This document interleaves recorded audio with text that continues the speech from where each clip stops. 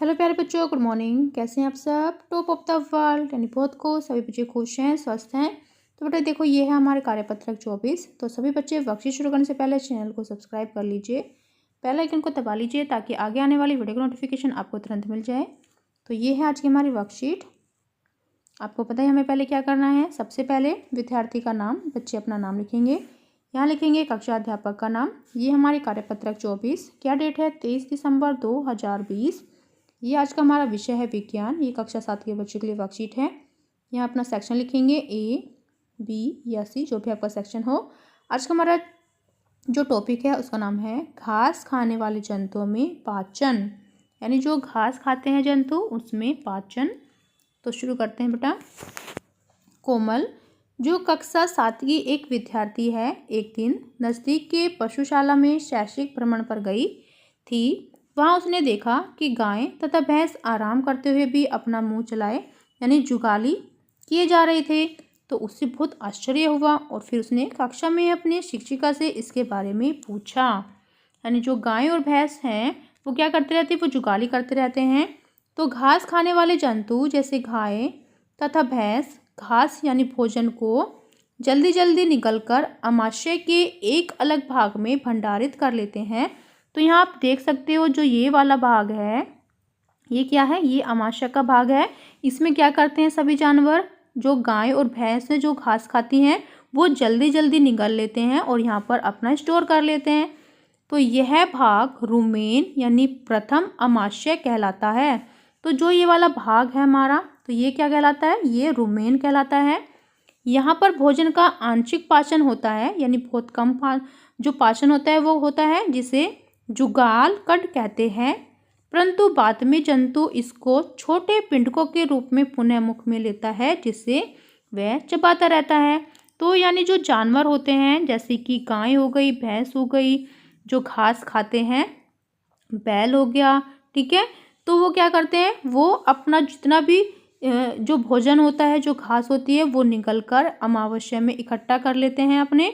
फिर उसको बाद जब वो पाचन होता है वहाँ पर बहुत कम होता है और उसके बाद क्या करते हैं? वो फिर छोटे छोटे पिंडकों के रूप में पुनः मुख में लेते हैं और जुगाली करते रहते हैं, जिससे वे चबाते रहते हैं, ऐसा लगता है, ठीक है। फिर नेक्स्ट क्या है? नेक्स्ट देखो, आंशिक रूप से पचे हुए जुगाल यानी कड़ को रुमेन से मुंह में भेजकर चबाने को जुगाली करना यानी रोमथन कहते हैं। और ऐसे जंतु रुमेंटस अथवा रोमनथी कहलाते हैं।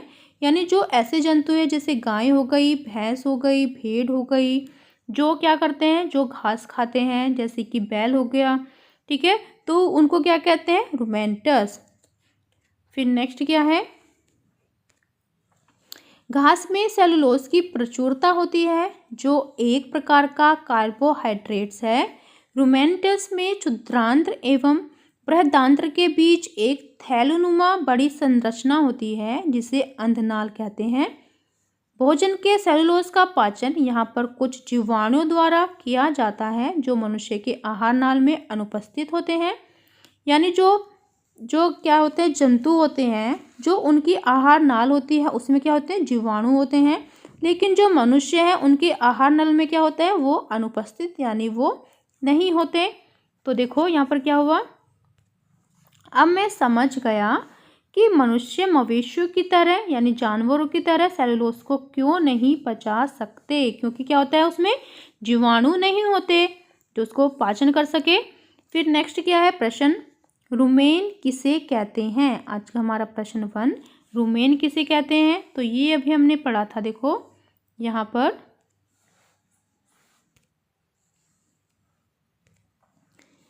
एक अलग भाग, यहाँ से हम लिखेंगे कि घास भोजन को जल्दी जल्दी निगलकर अमावस्या के एक अलग भाग में भंडारित कर लेते हैं। यह भाग रुमेन यानी प्रथम अमावस्या कहलाता है। तो ये हो गया हमारे प्रश्न नंबर 1 का आंसर। रुमेन क्या होता है? घास को भोजन को जल्दी जल्दी निगलकर अमाशय के एक भाग में इकट्ठित करना, तो वो क्या कहलाता है? रुमेन। फिर नेक्स्ट क्या है? नेक्स्ट प्रश्न देखो बेटा। नेक्स्ट प्रश्न हमारा, रुमेंटस के 3 उदाहरण लिखिए। यानी जो रुमेनिटेटस है तो उसके 3 उदाहरण लिखने हैं, जैसे कि गाय, भैंस, बैल, ठीक है, बकरी। तो ये सभी हैं हमारे रुमिनेटर्स के उदाहरण। नेक्स्ट देखो बेटा, प्रश्न नंबर 3 हमारा, मनुष्य सेलुलोज का पाचन क्यों नहीं कर सकता है? तो इसका आंसर हम लिखेंगे यहाँ से। ये हमारे प्रश्न नंबर 3 का आंसर है। सेलुलोज का पाचन यहाँ पर कुछ जीवाणुओं द्वारा किया जाता है जो मनुष्य के आहार नाल में अनुपस्थित होते हैं, तो इसलिए मनुष्य सेलुलोज का पाचन नहीं कर सकता। ठीक है, तो ये हमारे प्रश्न नंबर 3 का उत्तर। फिर नेक्स्ट देखो, रिक्त स्थान भरें। घास में डैश की प्रचुरता होती है जो एक प्रकार का क्या होता है? तो यहाँ पर आ जाएगा सेलुलोज। घास में यहाँ पर हम लिखेंगे सेलुलोज। सेलुलोज की प्रचुरता होती है जो एक प्रकार का कार्बोहाइड्रेट, यहाँ हम लिखेंगे कार्बोहाइड्रेट।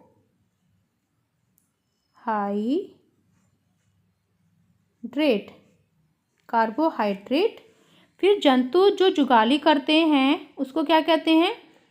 तो जो जंतु जुगाली करते हैं उसको हम कहते हैं रूमिनेंट्स। ठीक है, रूमिनेंट्स।